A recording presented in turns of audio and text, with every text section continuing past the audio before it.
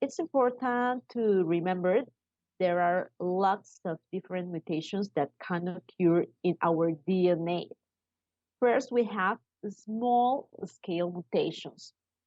We have point mutations that is a change just in one base. Just in one base could be cytosine, adenine, for example, in the DNA sequence. In the small scale mutations, we could have a substitution.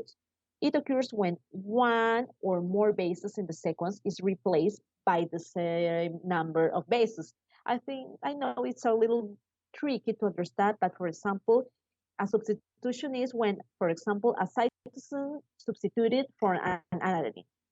That's another mutation that we have. We could have an inversion that occurs when a segment, just a segment of a chromosome is reversed, and we could have insertion when a base is added to the sequence, all the sequence of the DNA that will form a protein. And finally, we could have annulation that when a base is deleted from the sequence. So they're very punctual and small scale mutations. But on the other hand, we could have large scale mutations. We could have a copy number variations, which is called CNV. It's a type of mutations where large chunks of DNA are inserted, repeated, or lost. These regions of DNA can be between 10,000 and 5 million bases long, very long. We could have a duplication of genes when there is an increase in the number of copies of a gene.